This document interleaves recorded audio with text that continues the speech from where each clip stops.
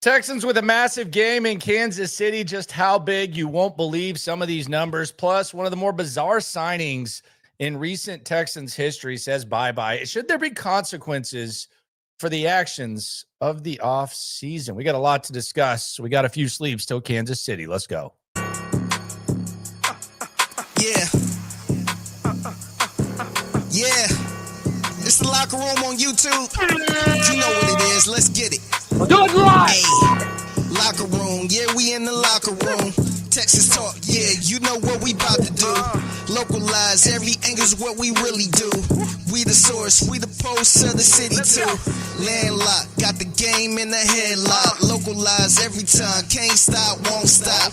Yeah, we top two and we not too. Plugged in daily digital on YouTube. What a time to be alive. What a time to cover football. What a interesting day for the Texans. Interesting day. We were all over this one. And quite frankly, what was weird got weirder, and it leads to some questions. Might not matter in the big scheme of things, but I do think the organization, maybe not now, maybe not tomorrow, but there should be some sort of evaluation into how they function. It is a Locker Room, number one source for Texans digital content. I am Landry Locker. Texans return to the practice field tomorrow. I'll be on the scene, and we will officially be amidst preparation for what I think is one of the biggest games of the DeMeco Ryans era. Shout out to Sleeper for sponsoring the video. The greatness is of Sleeper. We got some real exciting stuff from them that we're gonna give you an opportunity to partake in later on in the week and throughout the month of December. I think you'll be excited about this. A lot of people have joined Sleeper. It makes every game more interesting. Very simple. Stats, higher, lower, you pick. We'll do one together this week. $20 if you never played. No entry, no deposit required, and you get the best sports app in the game. On top of that, you can also get a 100% match up to $100. Shout out to all the people in this community and the SNL community that have played Sleeper and enjoyed the greatness that is Sleeper. Speaking of SNL, yesterday I was saying Brownwood because I was on that high-grade marijuana called Kush on the streets. Am I right now? To quote Gucci Mane, beach I might be. Anyway, Kingwood, not Brownwood. Don't even know why Brownwood would be across my mind. But Kingwood, this Friday and December 19th, we'll be out there. One of the best happy hours in the game. Half-price oysters. The drinks are magnificent. They're fantastic. $2 off the draft beer as well. So we will be at BB's this Friday and the 19th, and we'll be back at Spanky's next week on the 12th. My home base, my home, your home, everyone's home. So we hope you join us. First drink always on us when you're out there, even with that happy hour and even with those hurricanes. We got you covered out there at BB's this Friday. So I've been accused a lot of times of getting overly excited about games. And admittedly, in this business, hyperbole can be a thing. And a lot of times you can say stuff and it can be kind of a little bit dramatic where you say must win. Now, I think the other side of it is more annoying when the jackass like, it can't be a must-win game. That could be a lot of people's voices. I'm not going to get specific on it, but can't be a must-win game if you have to, if your season still continues, if you come on. You know what it means. You know what the deal is. But I think this is right here. This might be, I don't think you can say the biggest, although you could. But I think this is the most impactful regular season game of the DeMeco Ryans, CJ Stroud era. And I think it can be a historically impactful game in regards to the Houston Texans organization, the Houston Texans franchise. Look, a win-or-go-home game in year one, week 18, primetime against the Colts, that's big. No hyperbole needed. It was win-or-go-home. You're trying to win the division. You got a new coach. You got a new quarterback. Get you off on the right foot. You stick the middle finger up to your division opponent, the second most popular coach, second or third most popular coach in that hiring cycle, and you go to the playoffs. That's big. But the Texans' ceiling wasn't that huge. Like, nobody thought that the Texans were going to make a run at the Super Bowl that year. And quite frankly, we've seen them have the same amount of success that year to the year after. This year is about taking that next step. Now, when you take that next step, and you need to take that next step, you're going to have to get to the AFC Championship game, because that's somewhere the Texans have never been in their entire history. The Texans have never been to the AFC Championship game, which is really sad. Like, you look, every team in the division has been to the AFC Championship game multiple times, and you've never been to the AFC Championship game ever. That's where you want to go, and maybe you want to go beyond there. This week against Kansas City, there are a couple of things, and there are a couple of stats. Could I interest you in some stats to just show like kind of how significant this is? And by the way, that conference championship game that we speak of, that the Texans have never been to, the Kansas City Chiefs have been to that game every season since 2018. Think about that. 7 straight AFC Championship games, something that you've never done. In the cluster that is the AFC, I have more fear for Kansas City than anyone else. And it would be nice to probably, I think for a lot of reasons, which we can get into in a second, but it would be nice, I think you would agree, if you could keep Kansas City out of your way and eliminate Kansas City from any outs. You don't want to give that team life. And I think the rest of the league would agree. I think most people will be rooting for the Texans this week that aren't Kansas City Chiefs fans. The Athletic has a really cool playoff simulator that does all the stats and the percentages of what a win and what a loss would look like when it comes to getting into the playoffs. Let's start, and we'll use our good friend Jim Mora. Speaking of the Colts playoffs, we'll use Jim Mora to give us these examples. Let's look at this real quick. Playoffs. The Texans, if they win this game against the Kansas City Chiefs, if they win this game, then their playoffs chances are 85% with 4 games remaining. 85%. 85%. If you beat the Chiefs, your playoff chances are 85%. Again, this is the Athletic playoff model. If you lose, it's not the end of the world, but it's a big swing right there from 46 to 85%. I think we would all agree 85%, 46%. Yeah, you still have a decent chance of getting in the playoffs, but 85% is a lot higher than 46. Like, insanely high. So that's what a win this Sunday could be, even though it's not literally a win or go home game. 85 to 46. Now, the other part of this, and this is what I've kind of harped on when I was going on my tangent about the Chiefs being in the conference championship game, and the Chiefs being the team that I would fear the most in this situation. Look at the Chiefs. If the Texans lose, they still have a 46% chance to get into playoffs. Look at the Kansas City Chiefs here. If they win, it's still 50-50 for them.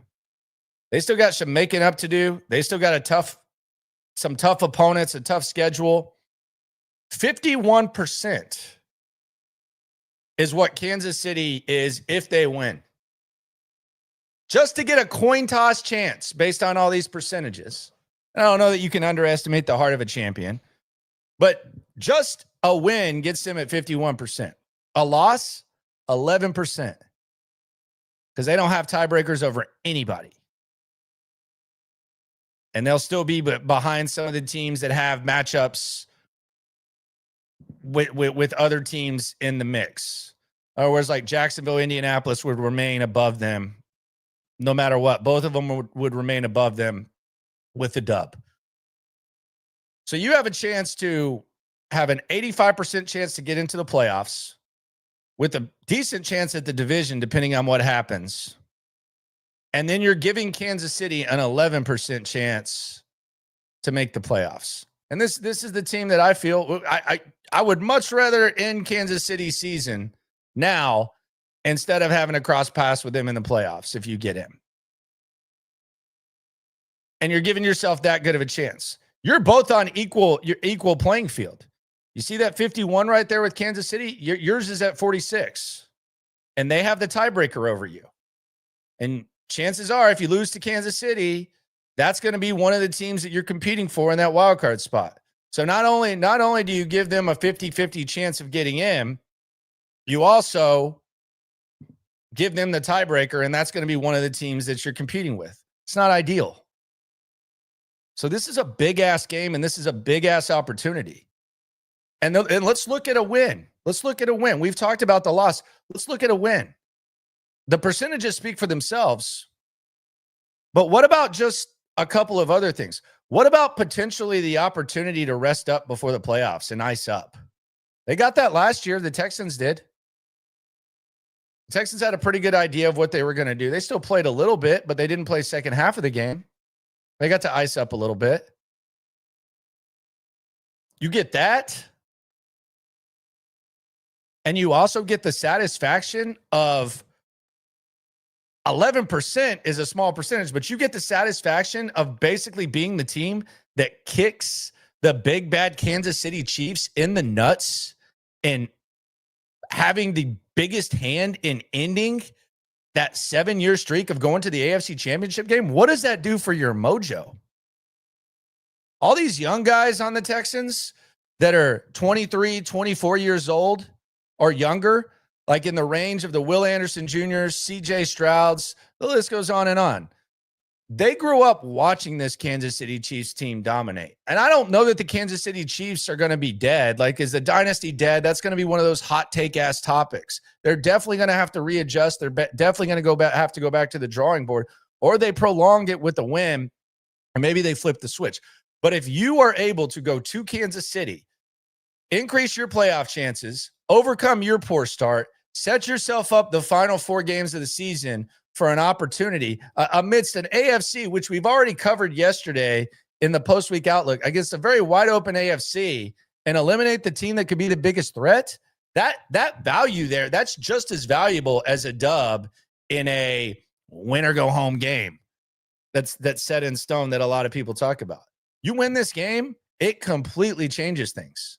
It completely changes things. It completely changes the vibe. And then you look at where these other teams are and how they're doing and what their issues are that are above you. Every team is flawed. None of these teams are battle tested. Kansas City has a battle tested. Right now, Kansas City's a 4-point favorite in this game. Am I sitting here saying that I think the Texans are going to go to Kansas City and beat the Chiefs? I have reason to think the Texans can compete, but I have a bigger reason to believe that the Texans are going to lose, and it's just going to be one of those interesting situations where Kansas City's suddenly in the mix. But I don't know about DeMeco. I don't know about CJ Stroud. I don't know about defense. I don't know how much they want to emphasize. If they want to treat this like just another game, that's cool. If that helps them go out there and perform at a higher level. But would you rather have Kansas City? Would you rather be one game or whatever within Kansas City with them owning the tiebreaker over you, or would you rather not have to F and worry about them? I think that kind of speaks for itself. It's kind of common. It's a big-ass game. This is exciting. This is exciting.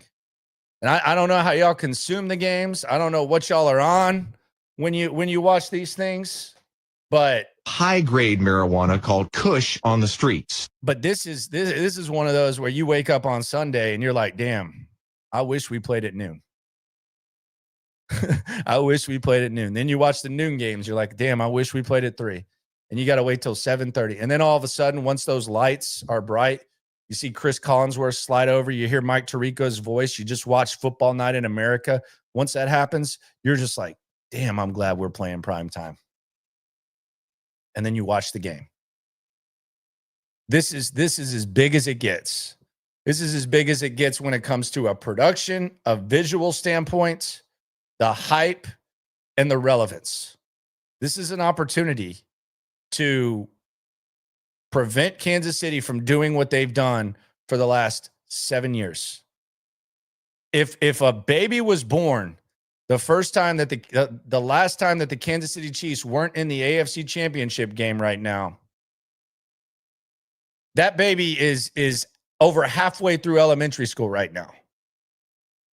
Over halfway through elementary school right now. That's how long it's been.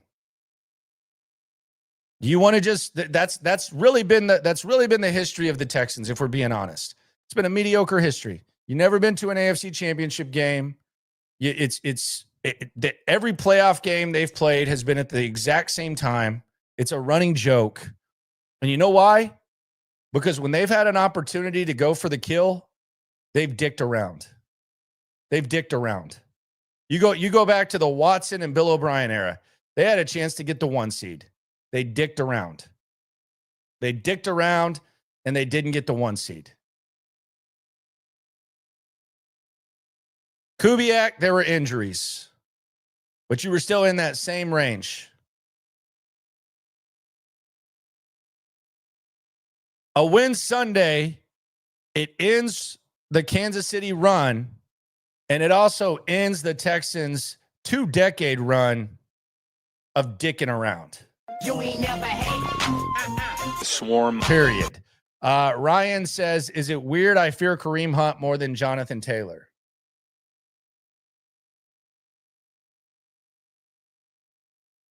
I feel that's the key to the game to stop him as much as Mahomes.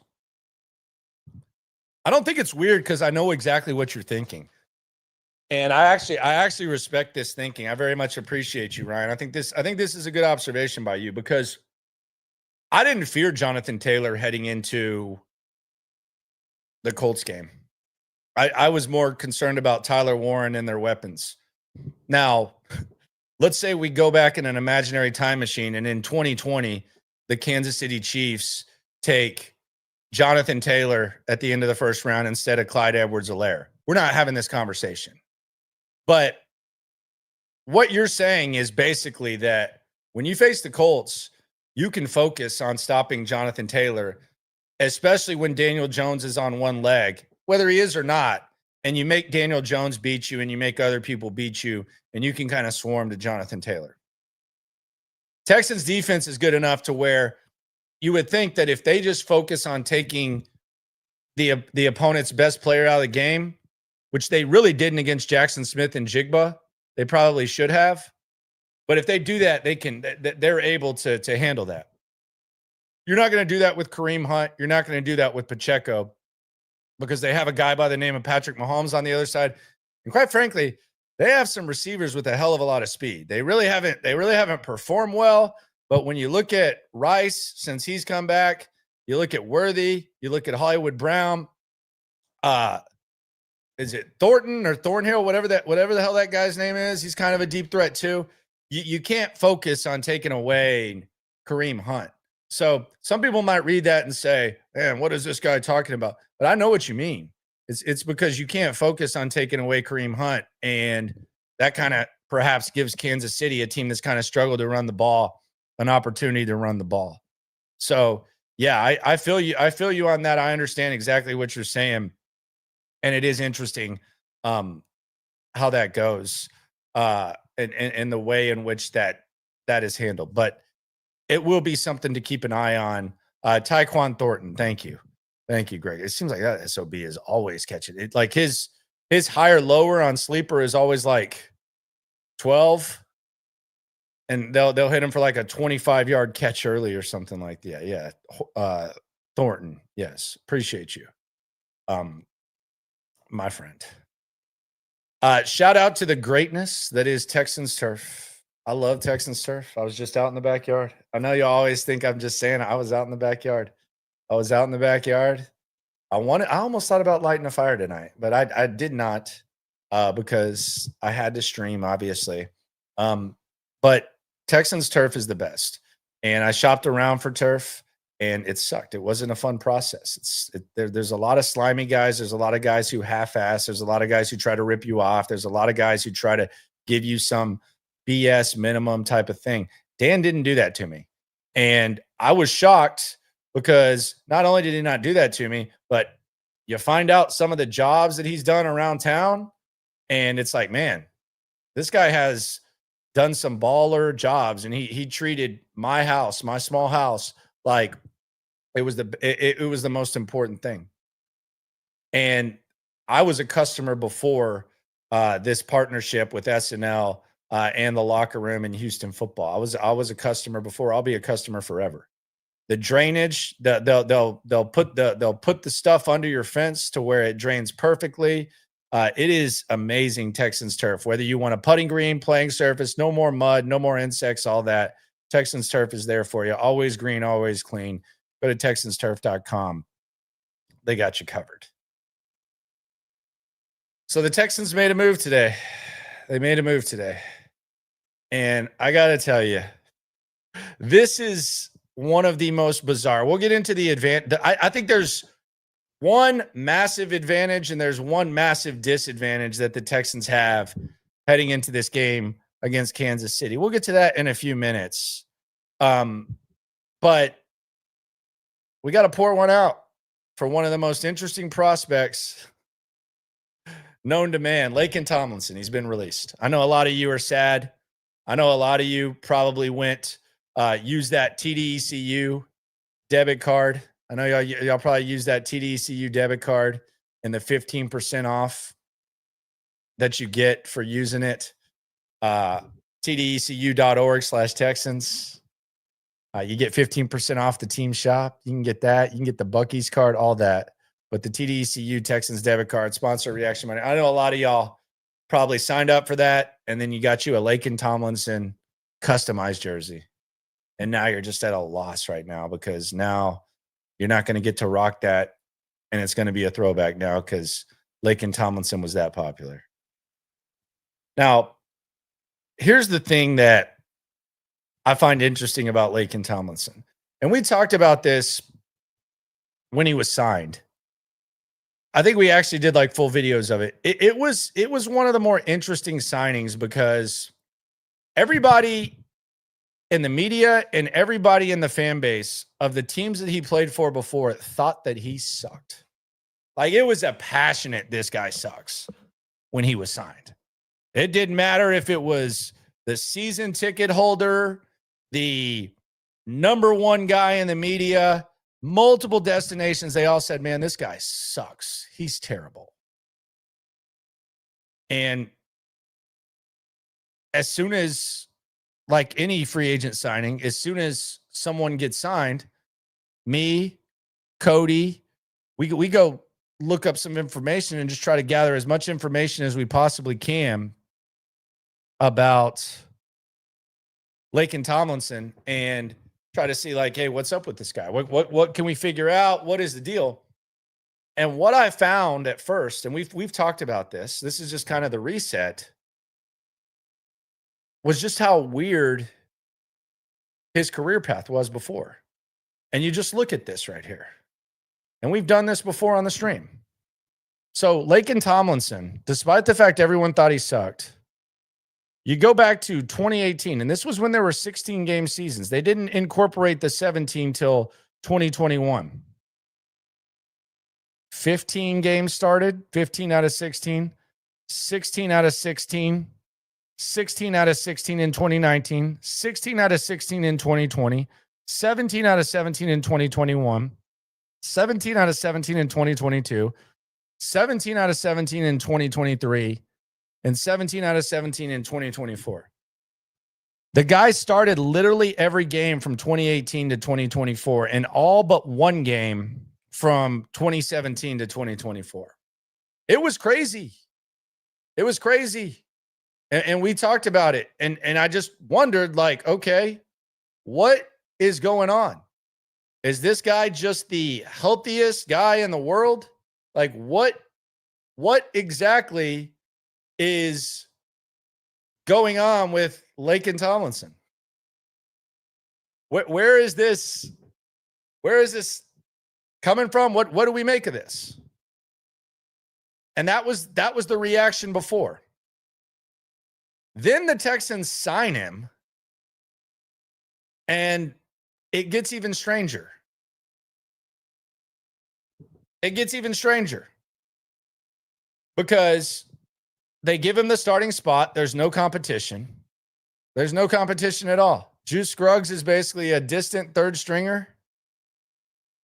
And Laken Tomlinson's the guard. There were competition at some spots. There was no competition. They gave him the starting spot. And then you come into the season and it's like, okay, he doesn't look that good. Laken Tomlinson doesn't look that good. And then suddenly they bench Laken Tomlinson. And they give Juice Scruggs the majority of the snaps after a rotation. Oh, I forgot the rotation. So then all of a sudden there's a rotation with Juice Scruggs and Laken Tomlinson. Then they bench Laken Tomlinson. They win 2 straight games with him on the bench. Then the bye week comes.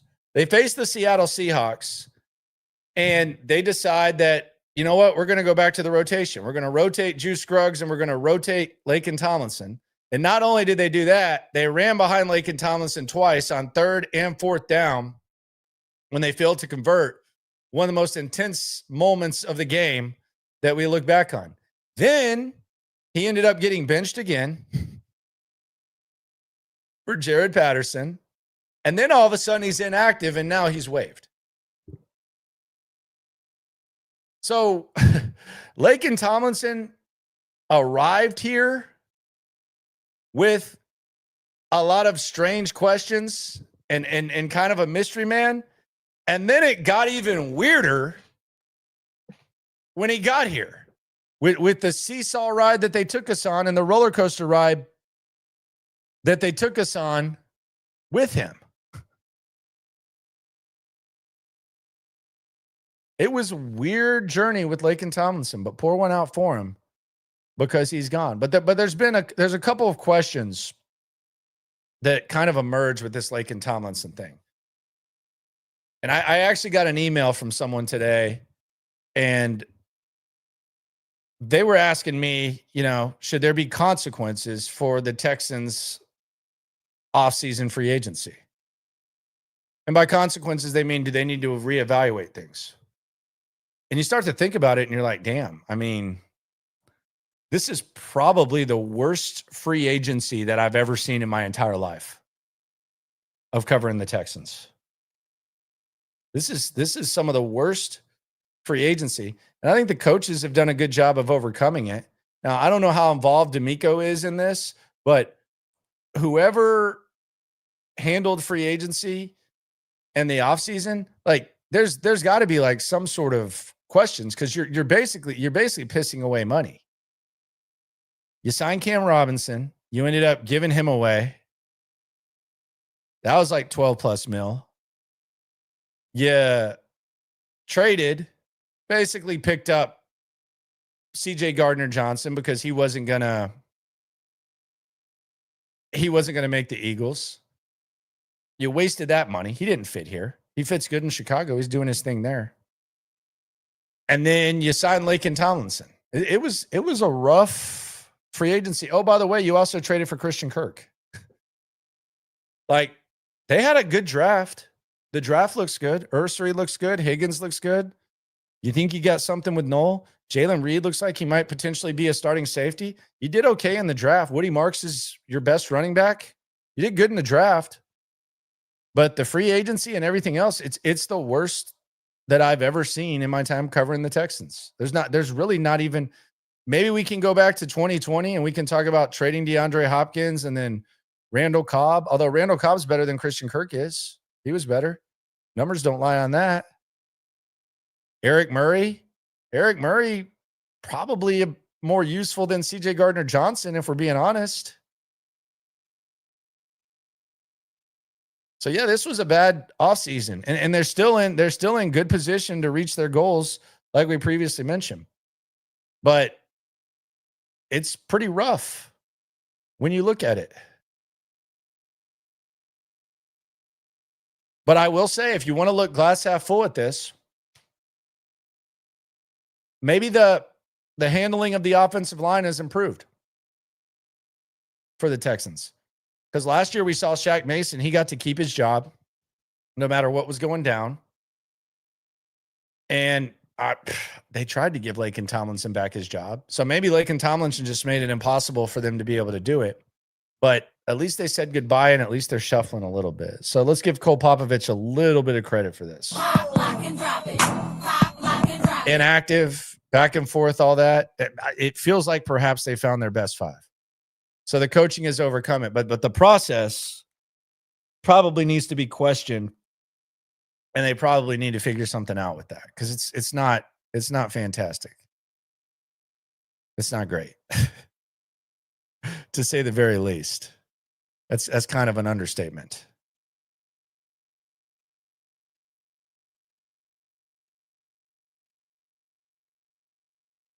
Now,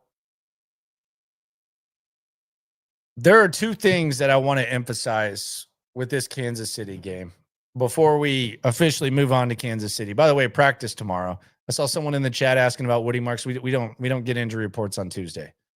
Injury reports happen on Wednesday. Quite frankly, you take those with a grain of salt, and then Thursday and Friday is when it intensifies. We have no idea what Woody Marks is going to do. He's walking around the other day. He's definitely going to try to play no matter what. I think we've kind of learned that about him.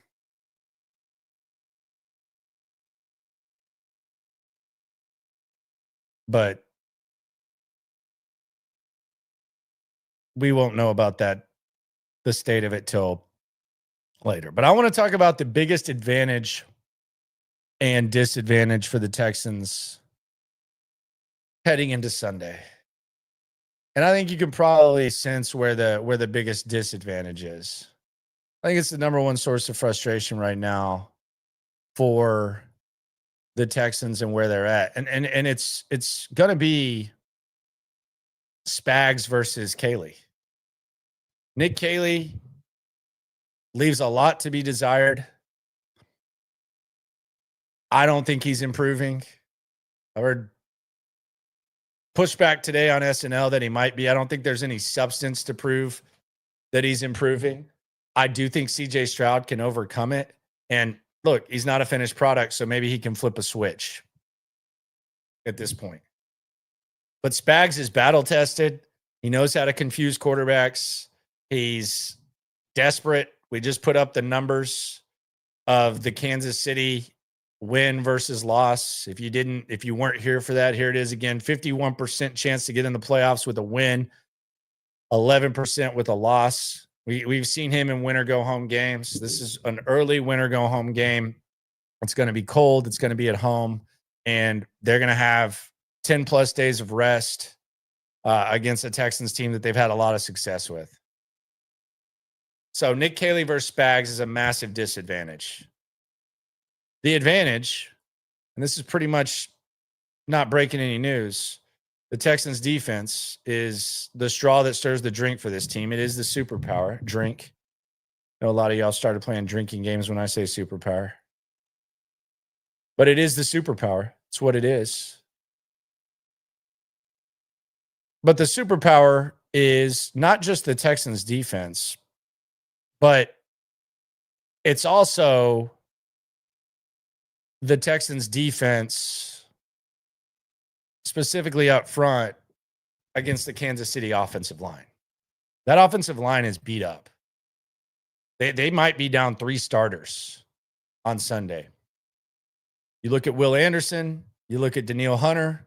When they eat, the team wins. When they both eat at the same time, the team wins. Sheldon Rankins is playing good. Tim Settle made an ass of himself last year before the Chiefs game. Got a little bit disappointed about that. So the Texans D-line versus the Kansas City O-line, that's one of your advantages. Now, the question is, can Nick Caley do his part? Can Nick Caley do his part and at least hold his own? No one realistically expects Nick Caley to go out there and just completely get the best of Spags. That would be unrealistic. But he's got to hold his own.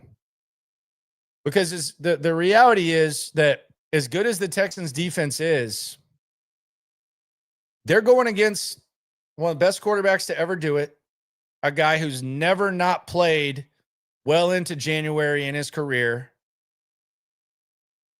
with the consequences that we previously mentioned in front of him. And oh, by the way, he's also very clutch. So this entire situation is clutch for him. You're also going against probably one of the 5 best NFL coaches of all time in Andy Reid and one of the better offensive minds. And you also have a team with a lot of speed at receiver. So your superpower is going to have to be super because of what's on the other side.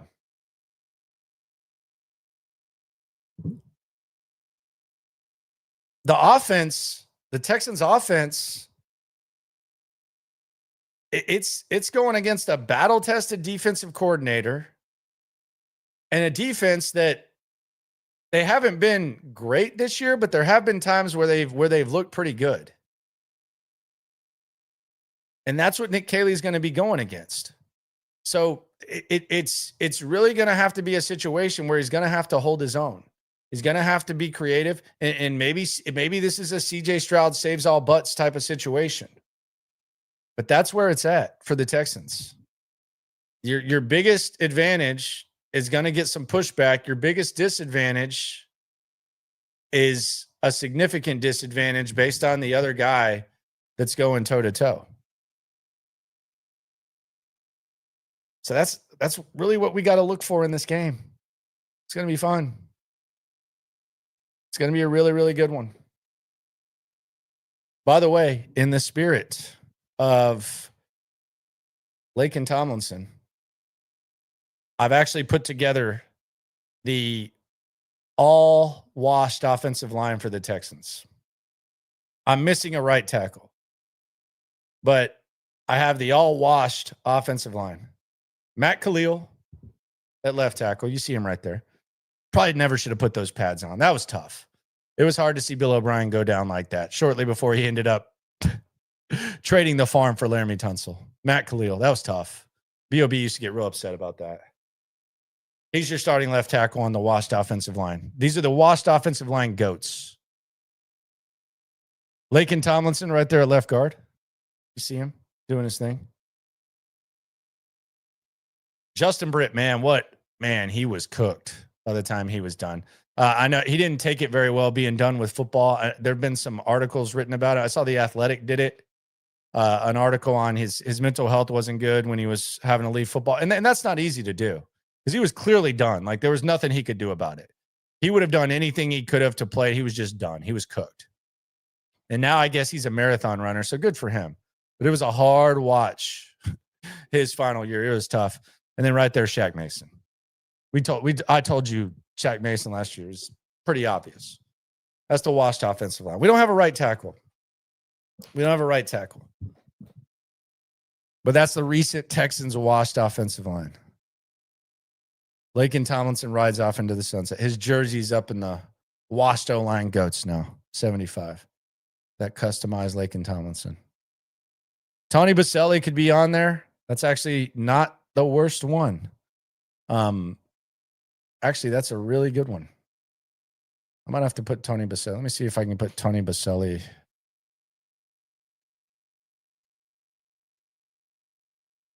God, what a bad experience that was with Tony Baselli. He was so cooked.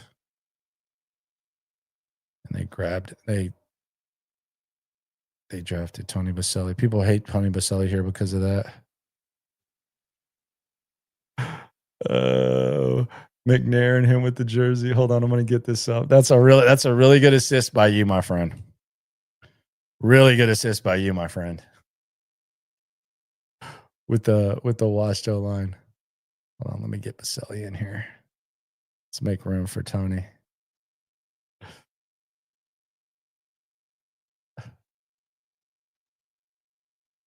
Okay.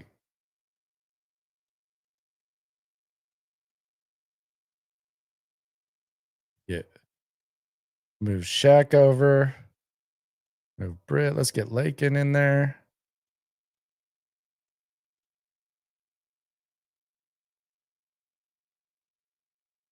Shaq. Oh, this is going to be great. Oh, yeah. It's a good assist right there.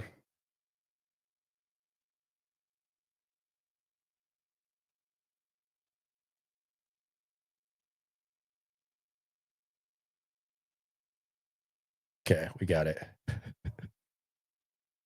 We got Baselli in there.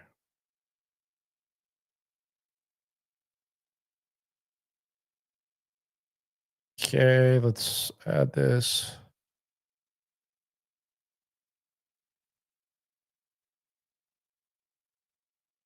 All right, there we go. Tony Baselli has entered the building. The all-time Wash Texans offensive line. There we go. Hell of an assist by you, my friend. Hell of an assist by you. Julian Davenport can't be washed. He was young. He just wasn't good. Julian won 11 games, though.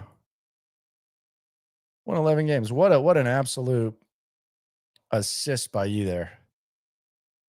Good job. Solid.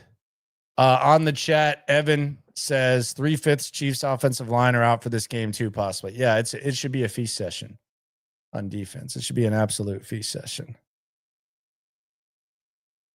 There's no doubt about that. But it's a big opportunity. I don't, if you put a gun to my head, I think the Chiefs win this game. But I do think that this defense is special enough to be able to take advantage of that O-line.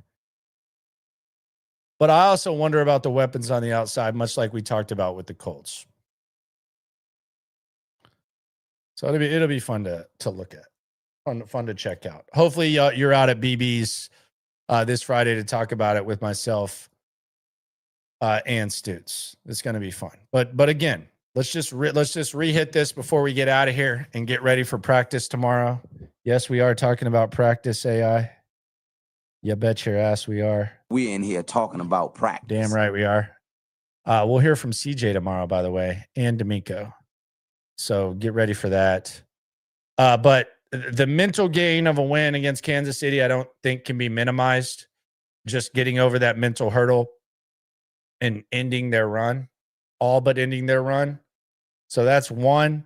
And then the numerical gain again. Let's just reset this. Texans with an 85% chance to make the playoffs with a dub, 46% chance to make the playoffs with an L. So the season's not over there with the athletic playoff model. And then Kansas City with a dub, 51% chance to make the playoffs, and then 11% to make the playoffs with an L. You got a big chance. You got a big opportunity. It's going to be fun, man. It's going to be fun. It feels like it's a long ways away, though. Normally we say few sleeps till the game. It's a long way away. Has DeMeco ever beaten Mahomes as a DC or an HC? The answer would be I don't think so. I can look up regular season. I know they definitely didn't beat him in a bowl, and I know that they definitely haven't beat him here. So we'll see. B.O.B. beat Mahomes. How about that?